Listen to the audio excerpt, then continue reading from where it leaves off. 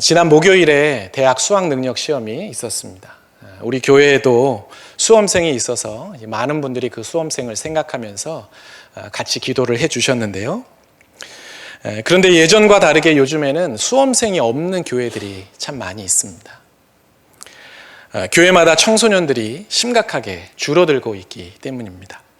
심지어 이 한국 교회 안에 교회 학교가 이미 없어진 그런 교회들도 굉장히 많이 있습니다. 2022년 목회 데이터 연구소라는 곳에서 조사한 결과를 보면 교회 학교가 없는 교회들이 한국 교회 전체 가운데 약 43%에 달한다고 합니다.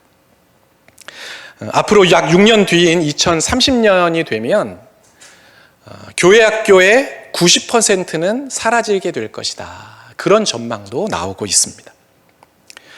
물론 사회적으로 출산이 줄어들면서 아이들의 수가 적어졌기 때문이기도 하지만 또 다른 이유가 숨겨져 있습니다. 그것은 바로 교회 학교 아이들의 부모 세대인 30대, 40대 젊은 세대들 역시 교회를 멀리하고 있기 때문입니다. 한국 갤럽 조사에 따르면 우리나라의 무종교인, 나는 종교가 없습니다 라고 대답한 그런 사람들이 20대 다음으로 30대와 40대에서 가장 높은 수치를 기록하고 있습니다. 30대는 75.5%가 나는 종교가 없습니다 라고 그렇게 대답을 했어요. 40대는 66.8%가 나는 종교가 없습니다. 나는 신앙이 없습니다 라고 대답을 했다고 합니다. 바꾸어 말하면 20대에서는 4분의 1, 25%만이, 그리고 30대는 25%만이, 그리고 40대는 33%, 3분의 1 정도만이 종교를 가지고 있다. 그렇게 대답을 했다는 거예요. 그런데 여기에 있는 이 종교인은 기독교만 해당되는 게 아니죠.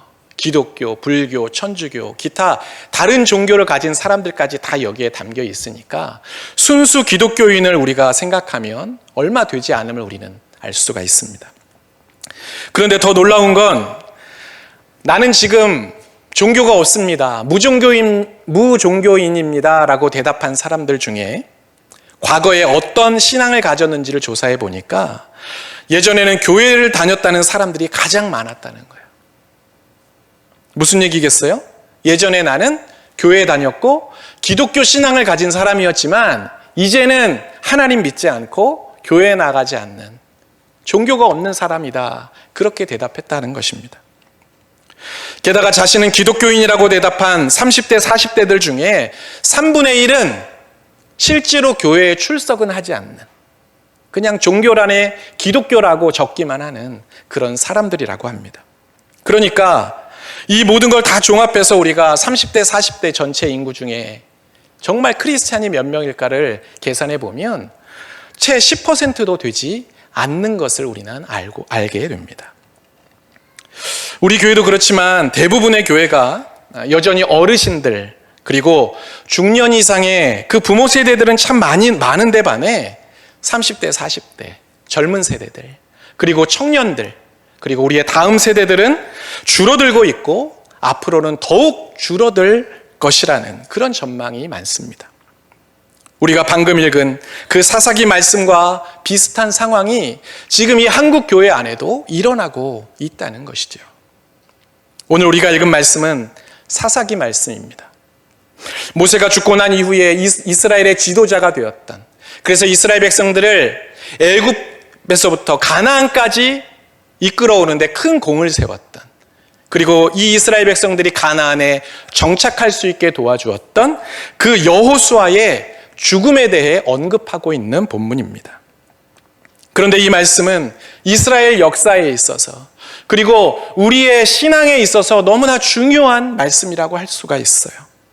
그 이유는 이스라엘이 약속의 땅에, 하나님께서 선물로 주신 그 축복의 땅에 정착했음에도 불구하고 약속하신 복을 다 누리지 못하고 고난의 세월을 살 수밖에 없었던 그 이유가 무엇인지 우리에게 알려주고 있기 때문입니다. 사사기 바로 앞에 있는 여호수아 23장과 24장에 보면 여호수아가 이스라엘 백성들에게 고별 설교를 하는 장면이 나옵니다. 거기에 보면 이스라엘 백성들에게 신신당부하고 있는 내용이 있어요. 그 내용은 바로 끝까지 여호와 하나님만을 섬겨야 한다고, 하나님을 향한 그 믿음을 너희들이 절대로 잃어버려서는 안 된다고 말하는 장면입니다.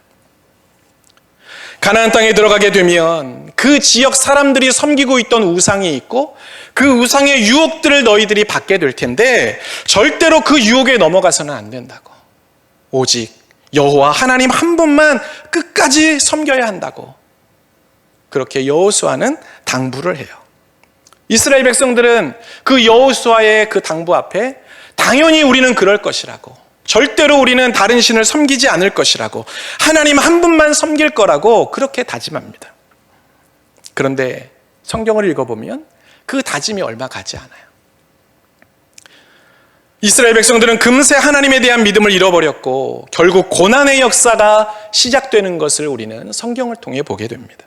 그 이야기가 바로 오늘 우리가 읽은 사사기 2장 6절 이후에 나오고 있어요. 먼저 6절과 7절은 여호수아가 살아있던 당시에 이스라엘 백성들을 묘사하고 있습니다. 6절 말씀을 보면 이들은 하나님의 말씀대로 가나안 땅을 차지했어요. 그리고 각 지파별로 그 땅을 분배합니다. 그리고 본격적인 정착 생활이 시작됩니다. 이때까지는 이스라엘 백성들이 하나님을 열심히 섬겼다고 오늘 본문 7절은 증언하고 있습니다. 7절 말씀 보실까요? 백성이 여호수아가 사는 날 동안과 여호수아 뒤에 생존한 장로들 곧 여호와께서 이스라엘을 위하여 행하신 모든 큰 일을 본 자들이 사는 날 동안에 여호와를 섬겼더라. 가나안 땅에 정착한 이스라엘 백성들, 애굽에서부터 나와서 그 광야를 거쳐 가나안 땅에 정착했던 바로 그 세대들은 하나님을 열심히 섬겼다고 말하고 있어요.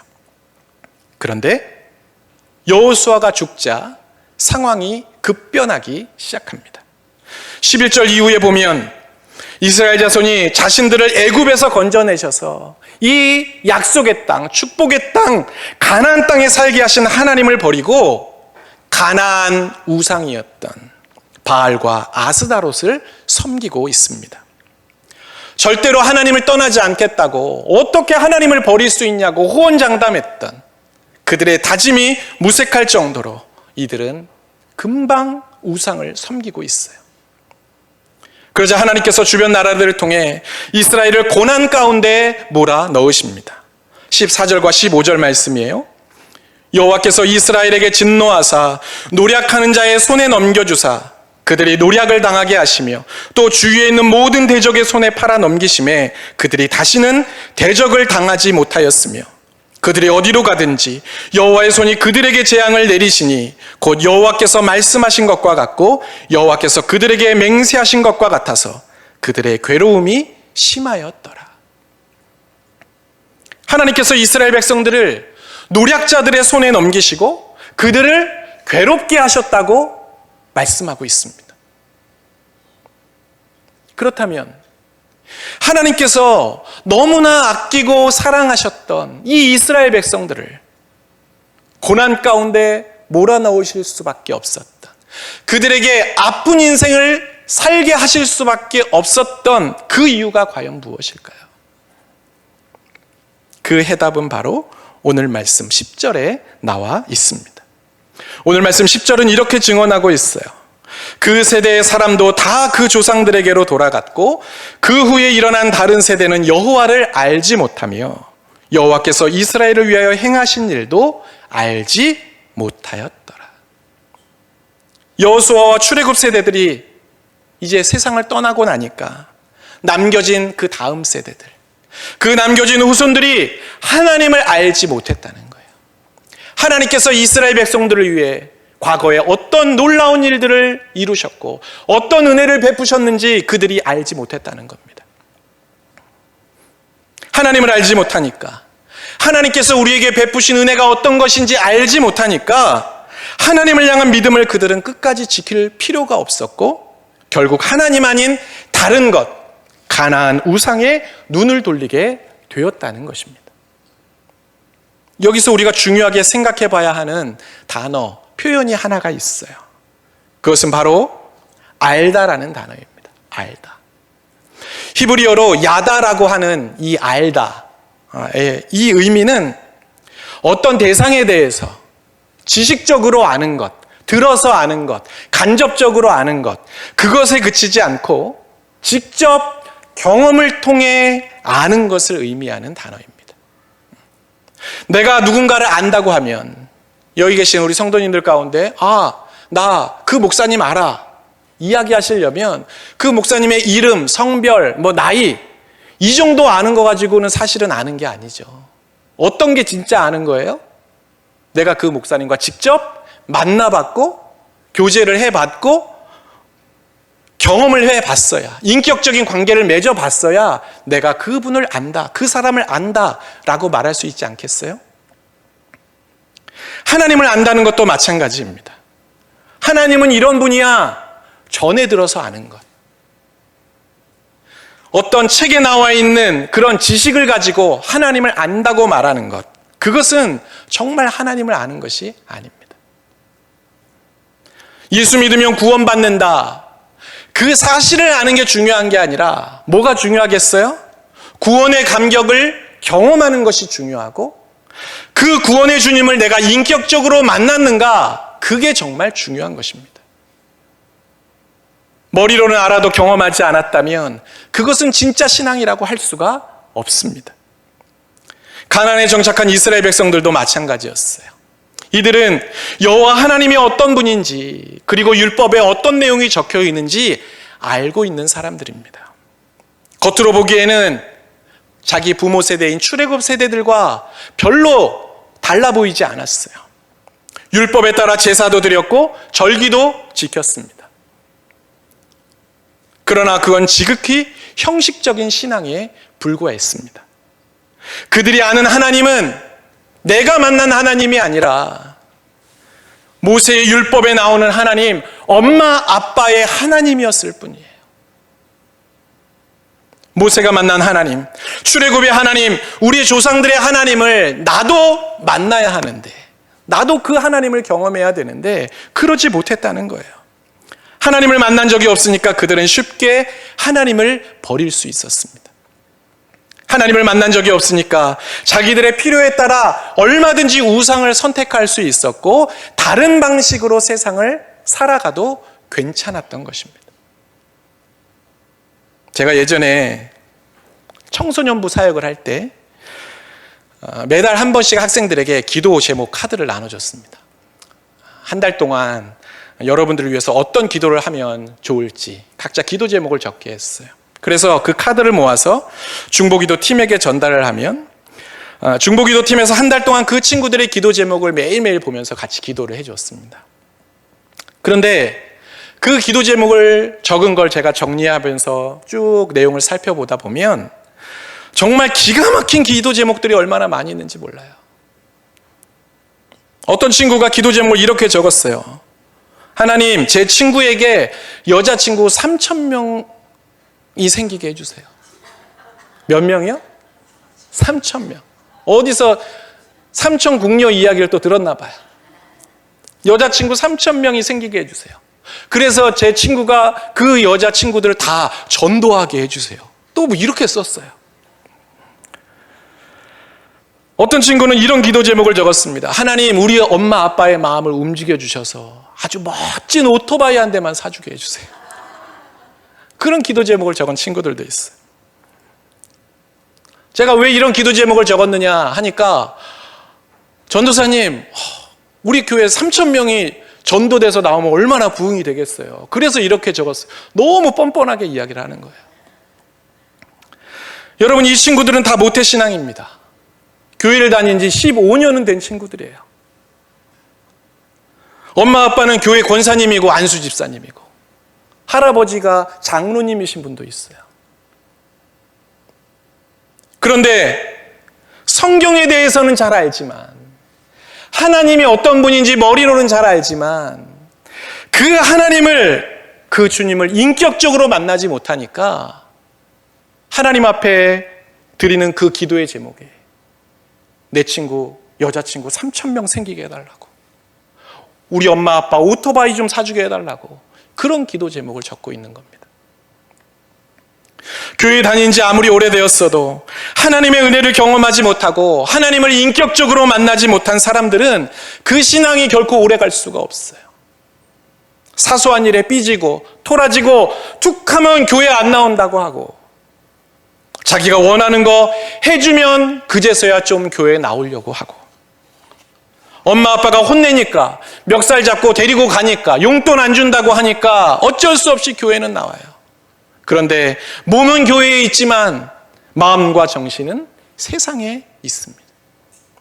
언제든지 떠날 수 있는 거예요.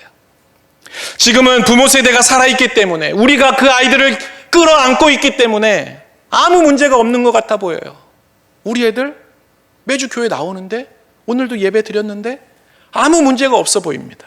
그런데 세월이 지나고 하나님을 경험했던 그 부모 세대가 끝나고 나면 이 아이들의 삶은 완전히 달라질 것입니다. 아이들만 그럴까요? 청년들과 30대, 40대 젊은 세대들도 마찬가지예요. 바쁜 일이 생기고 더 재미있는 일이 있으면 얼마든지 교회를 떠날 수 있습니다. 삶에 중요한 일이 있고 어려운 일이 생기면 굳이 교회에 나오지 않고 기도하지 않아요.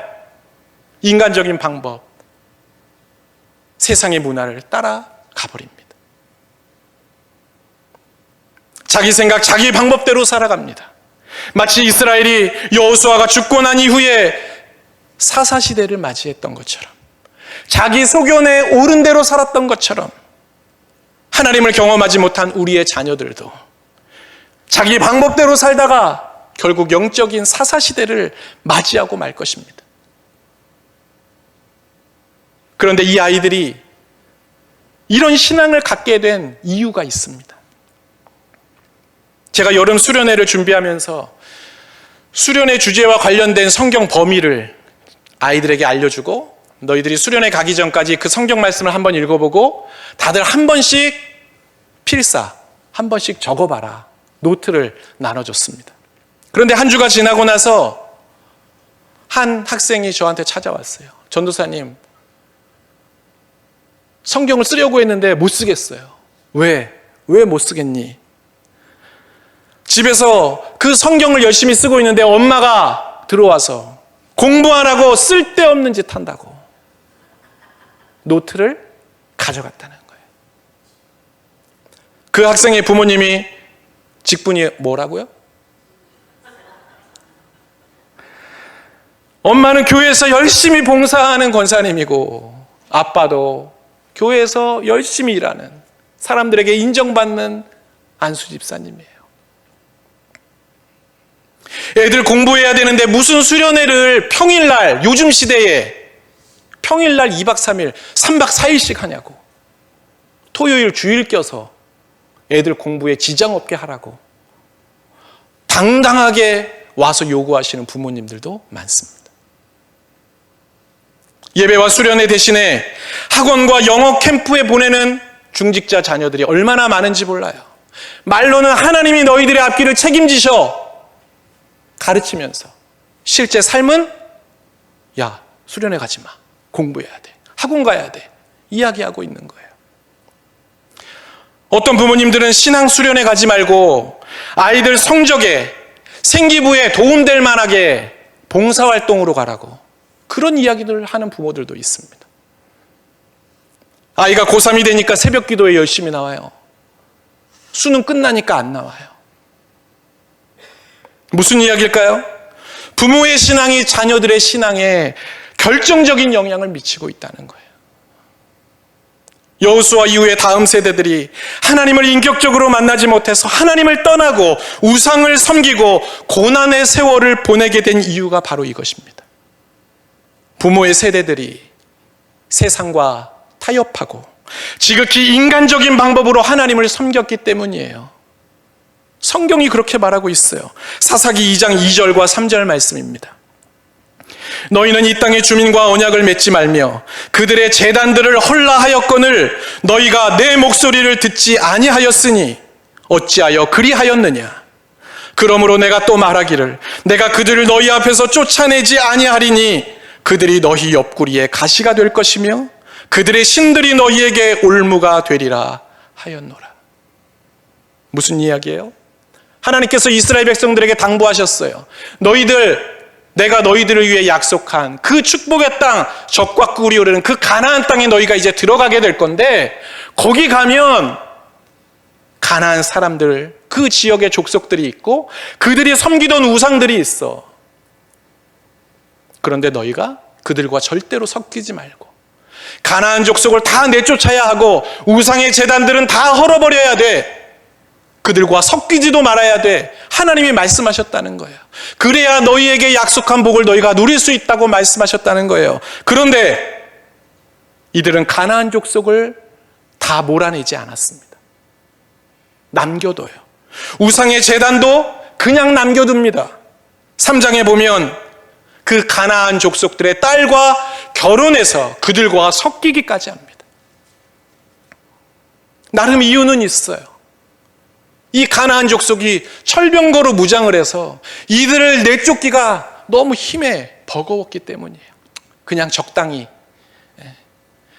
이들과 긴장관계, 대립관계로 있지 말고 우리가 이들 그냥 살려주고 여기서 지내게 해주고 평화롭게 살면 괜찮겠지, 안일하게 생각했던 것입니다. 가나안에서 이제 농사를 지으면서 살려니까 가만 지켜보니 와, 이 풍년을 약속해주는 가나안 신이 있대요. 아, 그럼 우리도 그 신을 섬겨야겠구나. 그 문화에 타협한 것입니다. 말씀에 온전히 순종하지 않고 현실과 타협하고 지극히 인간적인 방법으로 문제를 해결하려고 했습니다. 자기들의 생각대로 선택했습니다. 그런 부모의 신앙을 보고 그 다음 세대들이 뭘 배웠겠어요? 아, 저렇게 신앙생활해도 되는구나 생각하지 않았겠어요? 지금도 마찬가지입니다. 우리의 자녀들은 부모의 신앙을 보고 배웁니다. 부모의 말이 아닌, 가르침이 아닌 삶을 보고 배운다는 거예요. 엄마 아빠가 교회는 나가고 있지만 그 마음이 진짜인지 가짜인지 아이들은 알고 있어요. 형식적인지 아니면 정말 마음을 다해 하나님께 예배드리고 있는지 아이들이 알고 있다니까요. 주일에 교회 못 나오는 상황일 때 온라인으로라도 정말 마음을 다해 예배를 드리고 있는지, 예배에 참석해서 진심으로 하나님께 찬양하고 있는지 아이들이 보고 있어요. 하나님을 섬긴다고는 하지만, 하나님께서 내 앞길을 인도해 주신다고 그렇게 말은 하지만 실제로 무엇을 의지하고 사는지, 우리의 삶의 목적을 어디에 두고 어디에 에너지를 쏟고 있는지 아이들이 다 안다니까요. 아, 우리 엄마 보니까 지각해도 괜찮아. 예배 시간에 핸드폰 봐도 괜찮은 것 같아. 애들이 누굴 보고 배웠겠어요?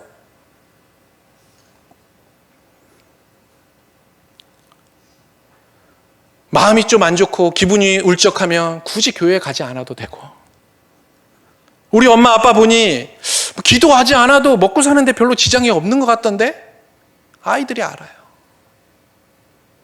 아, 돈이 진짜 중요한 거구나. 살려면, 노후를 보장받으려면 하나님께 기도하는 것이 아니라 주식과 부동산과 재테크를 열심히 해야 되는구나. 아이들이 알아요. 저희 아들이 고등학교 2학년인데 친구들이 비트코인을 해야 된다고. 아이들이 알아요. 누구한테 배웠겠어요? 엄마 아빠한테 배우는 거예요. 신앙은 신앙이고 결국은 내 힘과 내 노력으로 살아야 돼. 아이들은 그렇게 생각하고 있어요. 부모가 보여준 신앙이 그대로 자녀들에게 흘러가는 것입니다. 이런 신앙을 배운 우리의 다음 세대들이 과연 끝까지 믿음을 지킬 수 있을까요? 하나님께서 약속하신 복을 이 아이들이 누릴 수가 있을까요? 불가능한 일이에요. 우리 세대가 떠나고 나면 이들이 하나님을 떠나 오늘 이 이스라엘 백성들과 같이 괴로운 시절을 맞이하게 될지도 모릅니다. 그래서 우리는 우리의 자녀들을 위해, 그리고 우리의 다음 세대를 위해 더 기도하고 더 많은 관심을 가져야 합니다. 우리만 교회 와서 즐거우면 끝나는 게 아니에요.